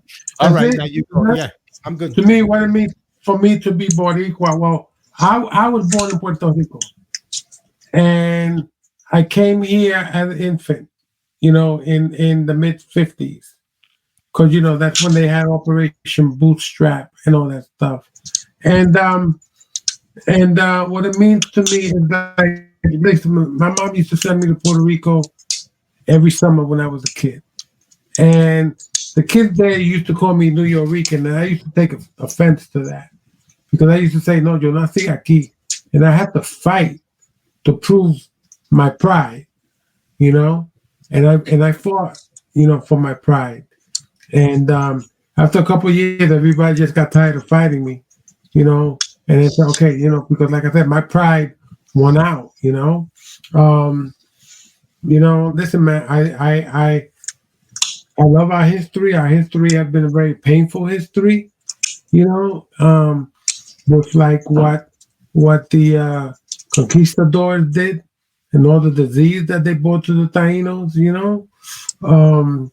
But listen, man, to me, what it means to be Boricua, it means Babi Capó, it means the Gran Combo, it means Cortijo, it means Lucecita, it means Residente, Guabate, Pasteles, Danny Rivera, Mark Anthony, you know, Raul Julia, you know. It means how our people come out like 1 million strong to protest against the governor, you know, like you know, look, we're real people in Puerto Rico, you know, because we do come together.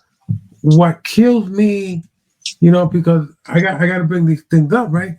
What kills me is like, you know, we're like in a limbo, you know, we sit in a limbo. It's like, you know, statehood, Commonwealth, or independence, you know, and it's like I can't believe that. I can't believe any of that. You know, that we're like all these things are floating around, and it's like, coño, but what are we? You know, and we provided a lot to this country, to the United States. We have provided many things. We have provided, you know, people that have gone to battle, to wars and stuff like that. Or since World War One. Yeah. We you know, but we also have been guinea pigs to this country. And that's one of the things that I'm trying to explore with my project is you know, a lot of the experiments that they were doing on the island early on, like in the 30s. Casper knows about this. I had mentioned it to him. The sterilization projects that they were running. Yeah. La operación, yeah. La operación, yeah, exactly. And, you know, and that's what I'm trying to capture is like throughout all that history, like there's a lot of sad history, but there's a lot of good history too. Like when you think about how resilient our people have been, like, you know, we've had a lot of shitty shit happen to us, but at the same time, you know, we've had world champions. You know, we've had people that have like made a name for themselves. You know? So, I mean, and that's what I'm trying to capture. And I'm still in the early planning stages of it, but I'm just trying to get into the minds of, you know, of people to see, well, what does being Boricua mean to you? And, you know, especially when you look at like Puerto Ricans, I'm glad you mentioned this, Puerto Ricans on the island versus New Yorkers or Puerto Ricans here on the mainland and how they view us and how there's that split in that identity, which I think is really important and something that people need to like acknowledge. Let me ask you this, brother. My stalker just asked the question, and the question is, what do you think about what's his face, Plástico 45, wanting to sell Puerto Rico? I mean, Can he even do that? Well, I don't think he's got the power to do that. No, not absolutely. But I mean, who the hell are he going to sell us to? It was a conversation he had, and of course they threw it out there. But that's how stupid he is, you know. Hey, if he wants to sell it to Puerto Ricans, I mean, I'll take money out of my pocket. I'm sure we can raise money and buy the island back, Yeah, right? man. Easy. But no, bro, you know, like, you know, look, I love our people. I love our island.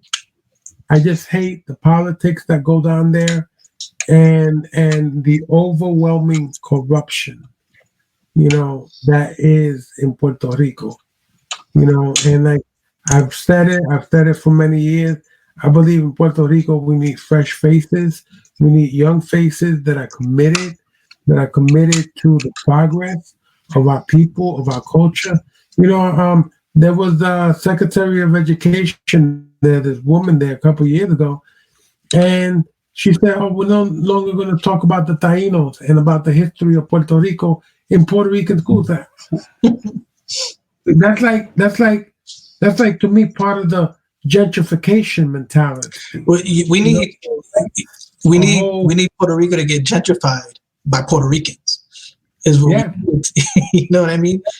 Like I feel you on that concept. Yeah.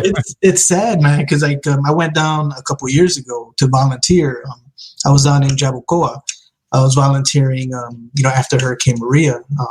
I spent a week on a roof, and it was sad because there were, out of a group of like 60 of us that were volunteering, there were probably like 3 or 4 people that were actually Puerto Rican or had Puerto Rican roots. Everyone else was like from Europe.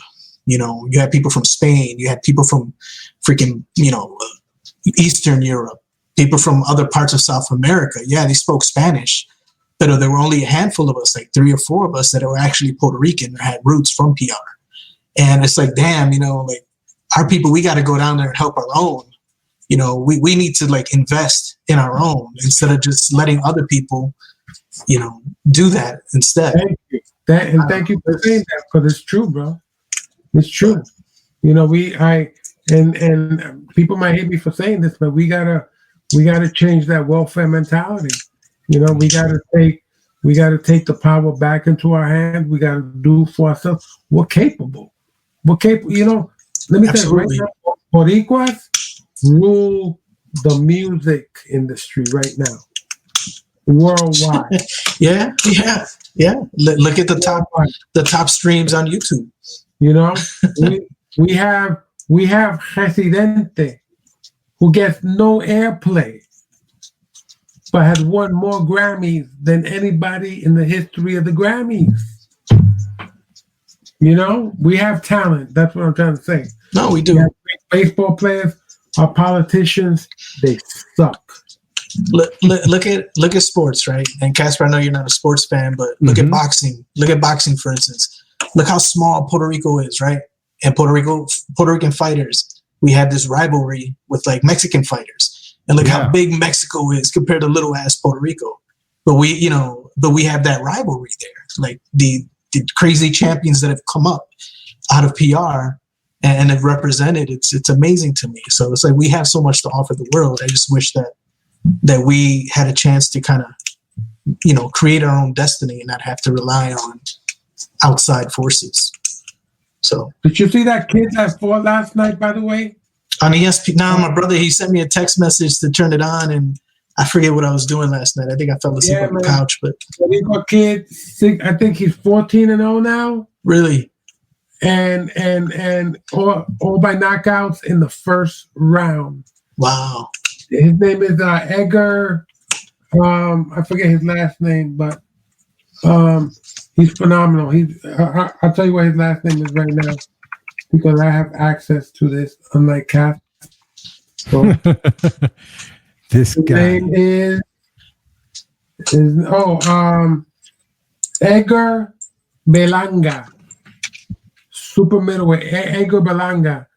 And he fought last night, and the kid could, with either hand, you know, and you know what? He's like an old school fighter. He gets some really good body shots, you know? Yeah. That's what's up, man. That's awesome. You know, I have like to I check said, them out. we have so much talent. How far into your project are you? I'm in the planning stages. You know, with COVID and everything happening, it's like going slow. But I mean, it'll be my second full length documentary. But I'm just planning it out right now. I've already put together the full like treatment of all the different topics that I want to cover. Probably not going to be able to cover them all, but I want to make sure that I hit like different pinpoints in our history. I don't want to just focus on the sad pieces of our history. Like, if I wanted to do a documentary similar to the war against all Puerto Ricans, you can do that only, you do a documentary on just that alone.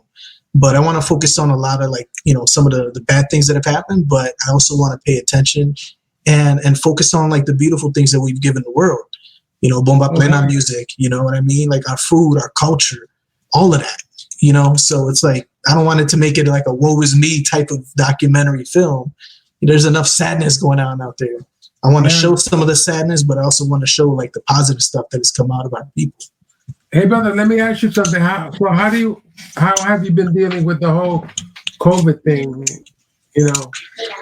It's actually, my kids are walking around in the background. It's actually, it's been fine for us, man. I live in the same town as Casper. I've just been home since February, and luckily it wasn't really affecting me until actually last week. I had a good run, but due to reorganizations at my job, they ended up. I got caught in a rift in a reducing force, so they ended up my position at my job ended up getting cut. So that kind of sucks. Wow. Yeah, that sucks. But it's I do film. That's all. Like that's what I do on the side. That's what I went to school for. The work that I was doing, I was a software consultant. I did that for like the last 10 years. But I mean, production is like that's my first love. So I mean, I'm not going to let this little bump in the road stop me from continuing on. But outside of that, we've been healthy. No one around us has caught it. We've been wearing masks and keeping our distance, and that's really the best thing you can do. Right. Are you thinking about sending your kids back to school? Probably not till January. Probably not till January, because it comes off like they don't know what they want to do down here, and it's like every other day there's a new plan. Like today we found out that they pushed the date back until August 31st, and I mean I told my wife, I'm like I don't trust them. Like I just don't. And if they don't tell parents that a kid has piojos in school, what makes you think that they're gonna tell you that a kid has COVID in the classroom? You know what I mean? And I don't know. If they can't control lice in school, what makes you think they're going to be able to do that with COVID? So I'm giving it to like maybe January. We're probably going to do Volusia or Florida online, and just do that because I don't know. I just don't trust it. Yeah, no, I don't blame you, brother. I don't blame you. I don't, because they're not medical experts and stuff like that, and you can't politicize something like this because it's not. You have so many teachers that are risking their lives too. Think about this too. Not only teachers, but like school administration. Mm-hmm. I'm 42, and every lunch lady that I've ever had in my life when I was a kid in school was a viejita. See? You know what I mean? Those, and those are the ones that are at highest risk, right?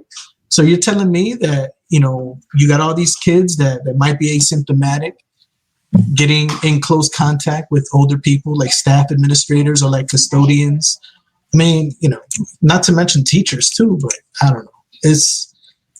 They're not, it's all political, and that's what's really just kind of causing me to not trust the government on the whole situation. The whole distance learning thing too, I think, is setting us up for the future. Because I mean, everything is like what we're doing right here. Everything now, I don't think we come back from this. I think from now on, it's all technology and Zoom meetings and conferencing and that's my 2 cents. I'm going back to my box. Thanks. I think, no, I agree. I think so as well. And you know what? Why not?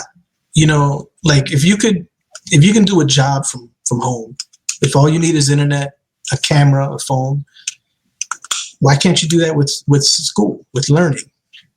You know? Yeah, I mean, listen, I think because of this whole situation, everything now takes on a whole different perspective.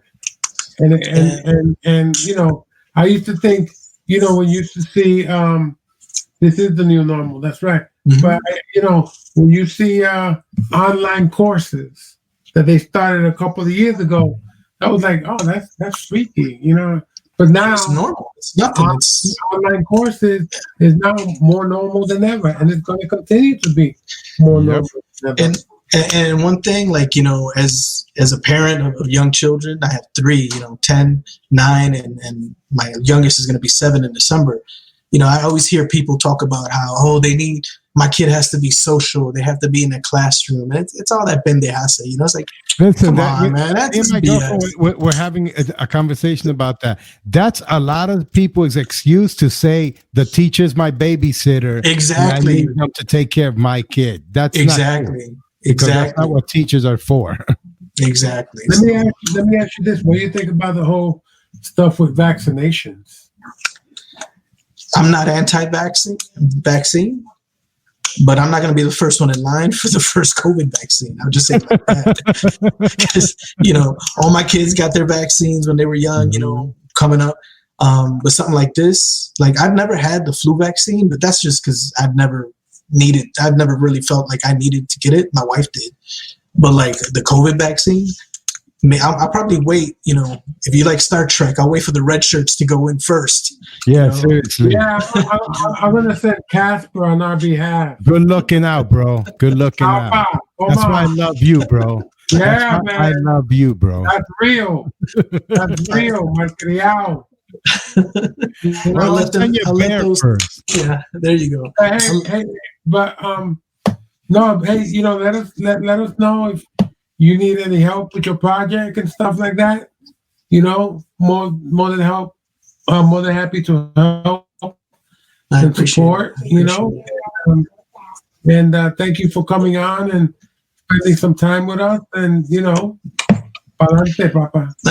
Thank you for having me, man. Thank you for having me and let me BS here. You know, let me let you guys go so someone else can jump in line. We'll meet soon, brother. Yeah, no doubt, man. No doubt. Gracias, brother. Yeah. Thank you.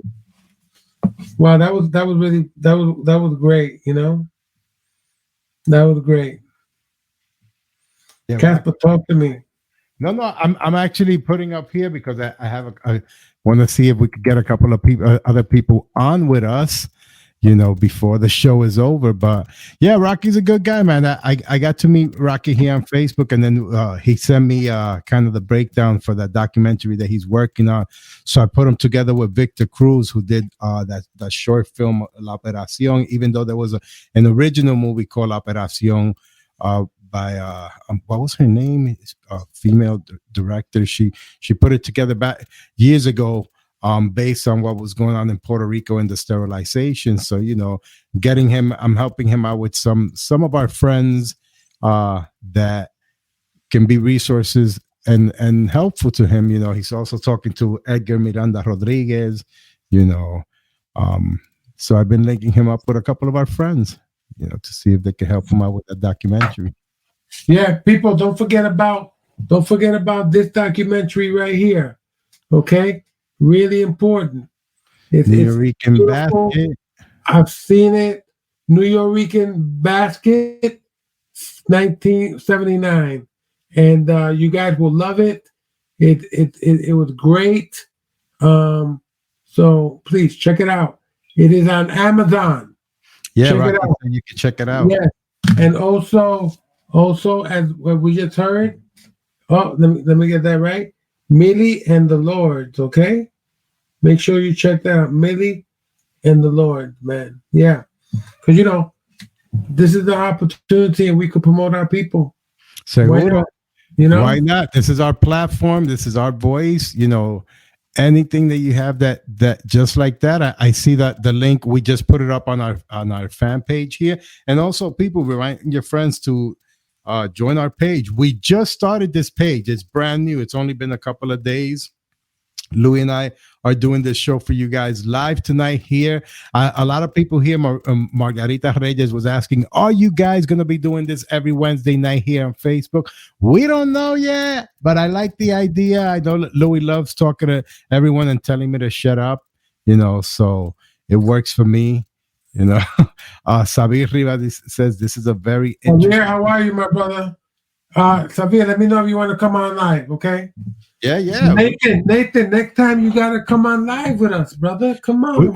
We've been sending him the link and he keeps saying, how, Louis, how? Oh, my God, bro. We put the link right on the page. Where you see that link that says StreamYard.com, all you have to do is click on it. And if you have a camera, you will get linked in with us.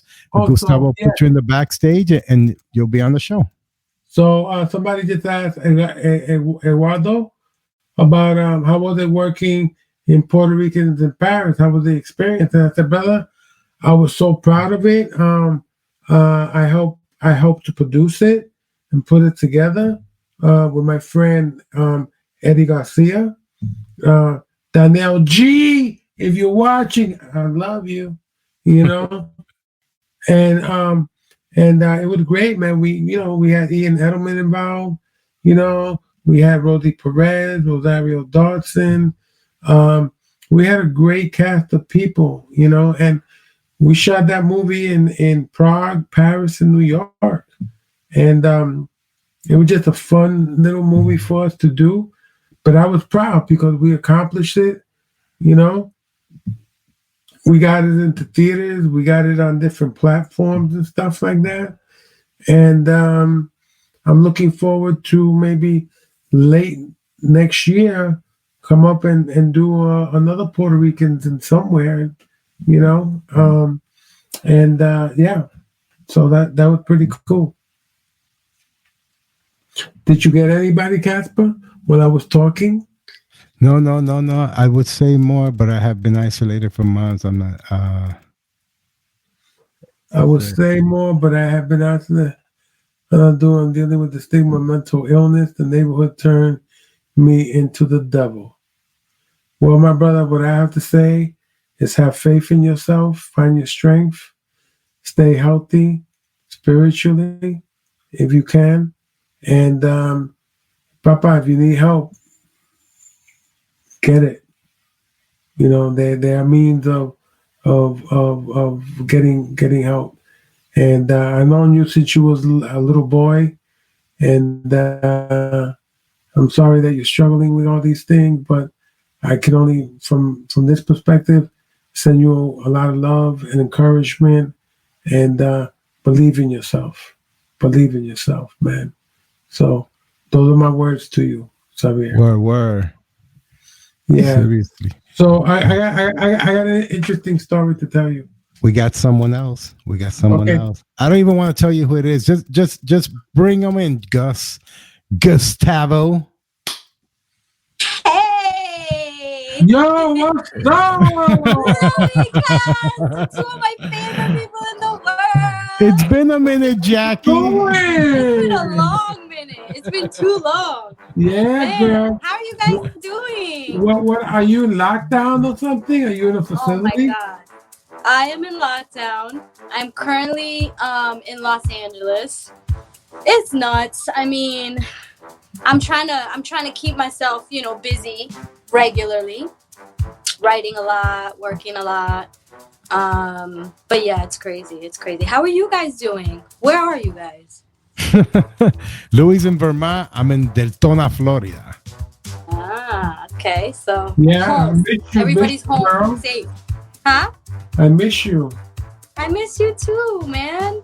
We gotta go salsa dancing. Yeah, man. When all this is over.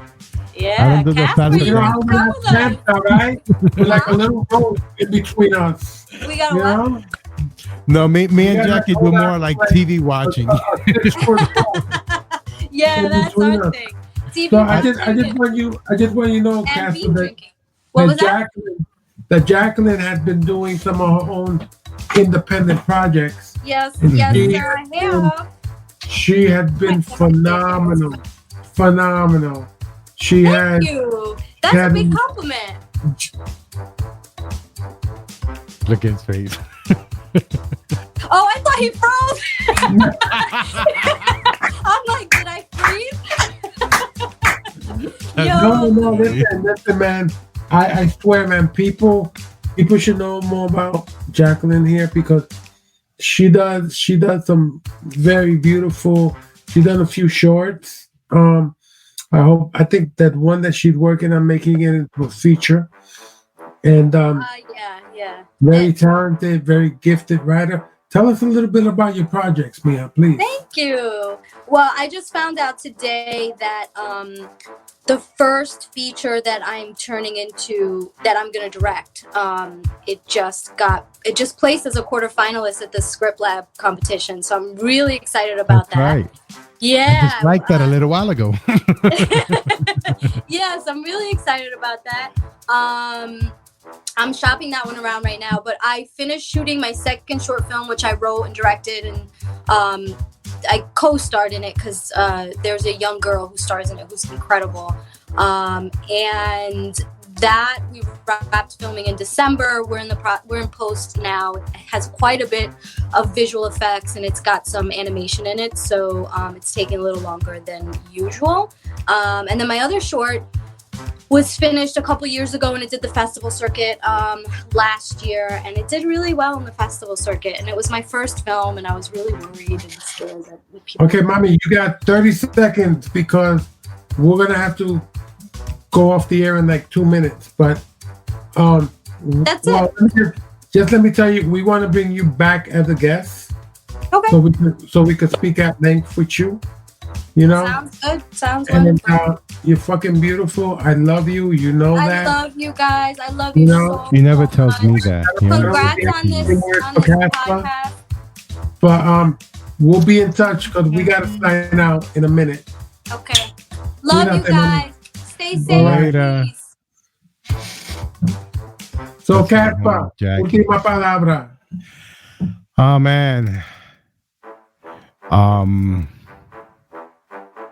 Amor, paz. You know, some Walter Mercado. You know what? I got a little beef I think I need to air out here. Oh, God. Okay, The three of us, I think the three of us, we're a thing now. We got to make sure, you know, all communications are good. Louis, I say hi to you more than you know. Every time Casper says, oh, I'm going to talk to Louis, I say, well, say hi to him for me. Make sure, you know, you say hi for me. And he told me today he always forgets. So I want to say hello. I love you. I appreciate it. I love you, and you are awesome. And I can't tell you how thankful I am for you to be doing this with us. It means a lot to me. It means a lot to me. And so, you know, it really means more than fucking having to look at Casper.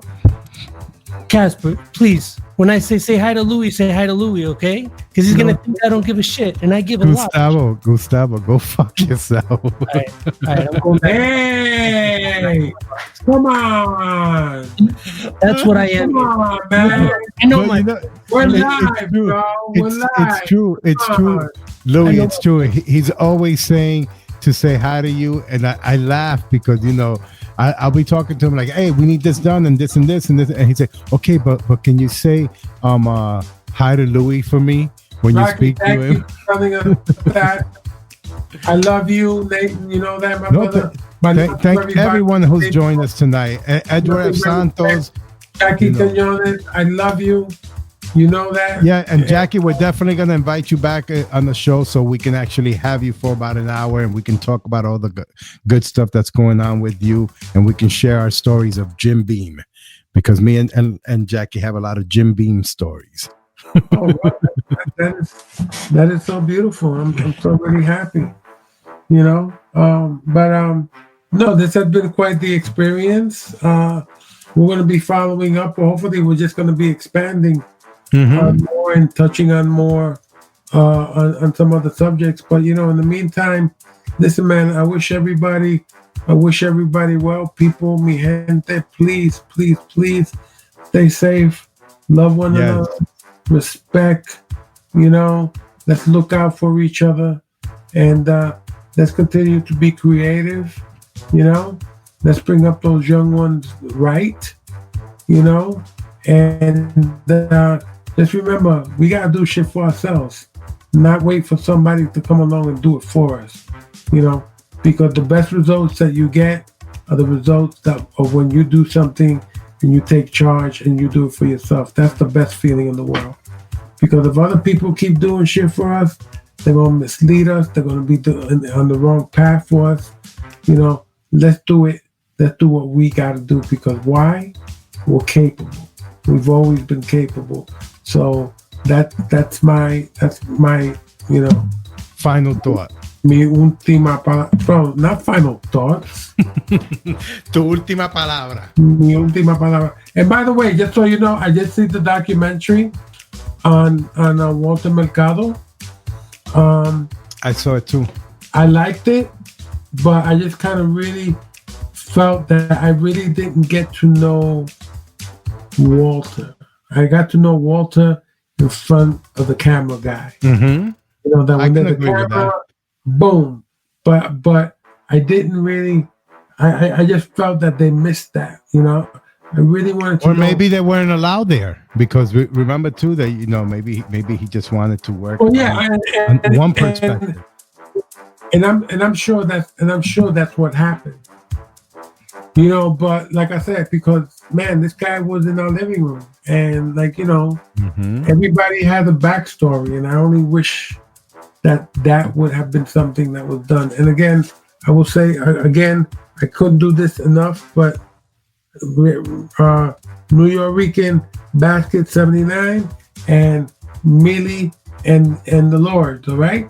Check that out. That one's available on Amazon Prime. Y saluda a Edward F. Santos from PuertoRicans.com, who he's been chiming in all night with us. There you go. Have a good night from us at PuertoRicans.com. Yeah.